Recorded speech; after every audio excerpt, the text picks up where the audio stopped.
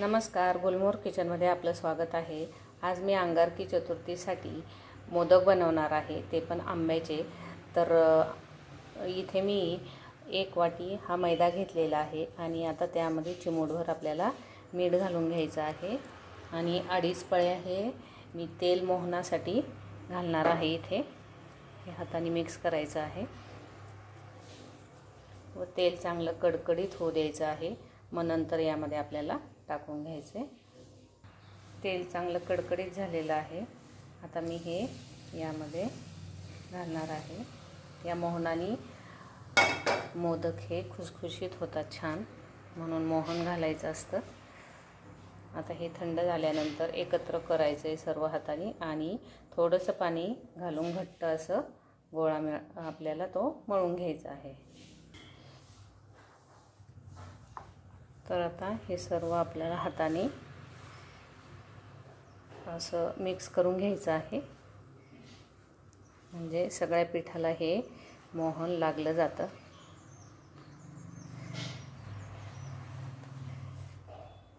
हे पहा या प्रकारे। आता यामध्ये थोडं थोडं पाणी घालून आपल्याला पीठ मळून घ्यायचं आहे। अगदी थोडं थोडं घालायचं आहे, जास्त सैल करायचं नाही आहे, नाहीतर मग मोदकाची पारी ही खूप पातळ होते आणि मग पारी ही गोल अशी होत नाही। म्हणून थोडंसं घट्ट असं पीठ आपल्याला हे मळून घ्यायचं आहे।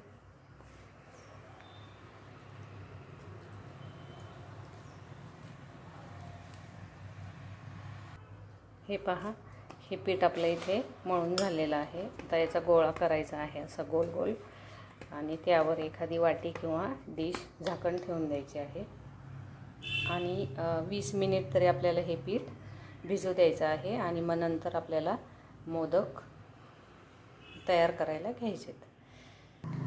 आता मोदकाचं आपल्याला सारण बनवायचं आहे। तर त्यासाठी मी इथे सुकं खोबरं घेतलेलं आहे, हे मिक्सरमधून बारीक केलेलं आहे मी। हे 1 वाटी घेतलेलं आहे। त्यानंतर अर्धी वाटी मँगोचा आंब्याचा पल्प घेतलेला आहे आणि अर्धी वाटी ही साखर घेतलेली आहे। साखर ही तुम्ही तुमच्या आवडीनुसार टाकू शकता आणि थोडीशी विलायची पावडर मी नंतर टाकणार आहे। तुम्ही तुमच्या आवडीनुसार ड्रायफ्रूट्स पण इथे टाकू शकता, पण मी नाही टाकणार। एवढं याचेच खूप टेस्टी असे मोदक होतात। आता हे मी सर्व गरम करून घेणार आहे। आता हे मंद आचेवर आपल्याला हलवून घ्यायचं आहे, एकदम आटू द्यायचं आहे ते, आणि सुक्क झालं पाहिजे एकदम। तर सुरुवातीला साखर मेल्ट होईपर्यंत हे हलवणार आहे मी फुल गॅसवर, मग नंतर गॅस बंद करणार आहे।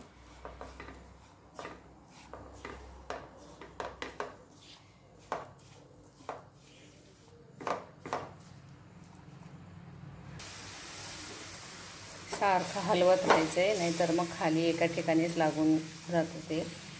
त्यामुळे याला सोडून कुठेच जायचं नाही, हे हलवतच राहायचं आहे।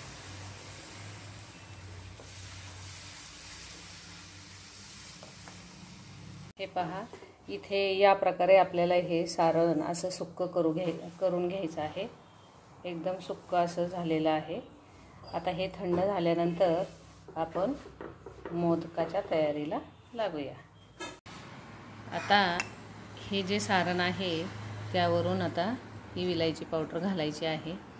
तुम्ही ते सारण गरम करताना सुद्धा हे टाकू शकता, पण मी विसरून गेले होते म्हणून हे थोडंसं वरून टाकणार आहे विलायची पावडर।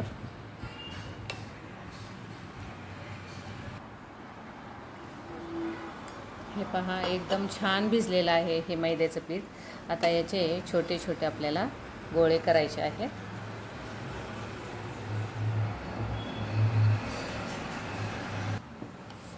तर आता ही पारी आपल्याला लाटून घ्यायची आहे, एकदम पातळ करायची आहे। कडेची बाजू ही जास्त पातळ करायची।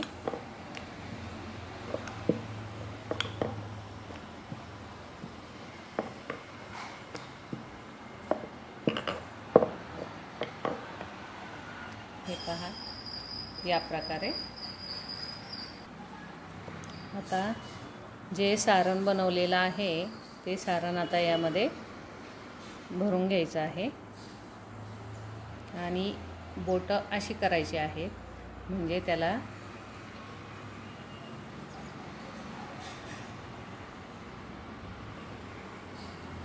अशा हे पडतात, डिझाईन तयार होते ही छान. अशा कळ्या खूप छान दिसतात. हे पाहू शकता तुम्ही. थोडंसं आता प्रेस करायचं आहे आणि ही वरची जी बाजू आहे ती थोडीशी हाताने कट करून घ्यायची आहे म्हणजे ते चांगलं तळेल हे आणि कच्चं राहणार नाही तिथे. हे पहा या प्रकारे आपल्याला सर्व मोदक हे तयार करून घ्यायचे आहेत. आता हा जो शेवटची पारी आहे तर त्याचा मी कानोला बनवणार आहे. तर श्रीकृष्णासाठी कानोला बनवणार आहे. ज्यावेळेस आपण श्रीकृष्णासाठी नैवेद्य काहीतरी बनवतो त्यावेळेस मोदक बनवायचा असतो आणि ज्यावेळेस गणपती बाप्पांना प्रसाद बनवायचा त्यावेळेस श्रीकृष्णाला कानोला बनवायचा असतो. हे पहा या प्रकारे हा कानोला मी बनवलेला आहे. थोडेशा आता याच्या ह्या कडा ज्या आहेत त्या दुमडून घ्यायच्या आहेत.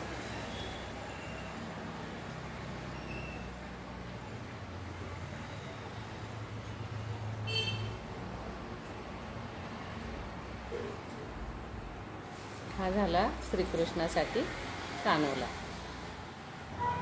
इथे हे सर्व मोदक आता तयार करून झालेले आहेत. आता हे आपल्याला तेलामध्ये तळायचे आहेत. आता सर्व मोदक आपण तळून घेऊया. सुरुवातीला मी ही पुरी टाकत आहे म्हणजे त्यावरून आपल्याला कळेल की तेल तापले की नाही ते.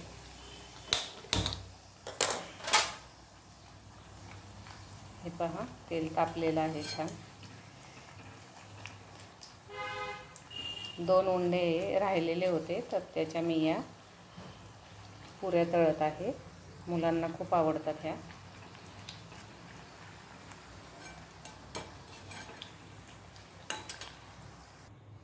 आता एक एक करून आपल्याला मोदक टाकून घ्यायचा आहे. गॅस मी बारीक केलेला आहे.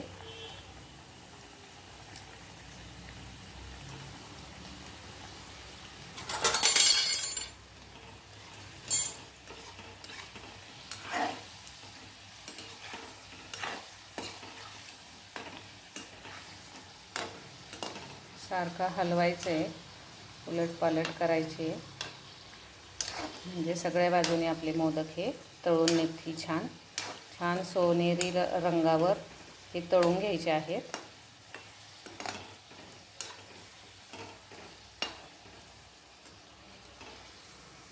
हे पहा किती छान झालेले आहेत.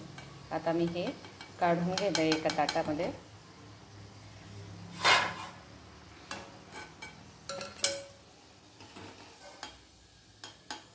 एका बाजूने असे निथळून द्यायचे तेल.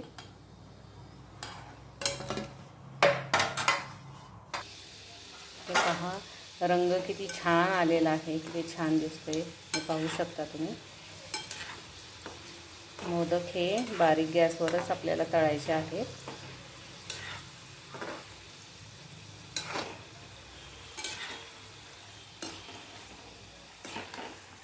हे पहा अशा सोनेरी रंगावर सर्व मोदक आपल्याला तळून घ्यायचे.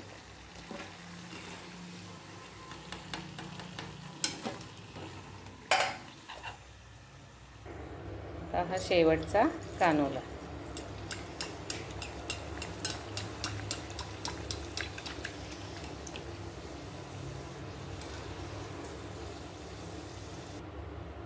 हे पहा हे तळून झालेला आहे. आपला सर्व मोदक आणि कानोला हा तळून झालेला आहे.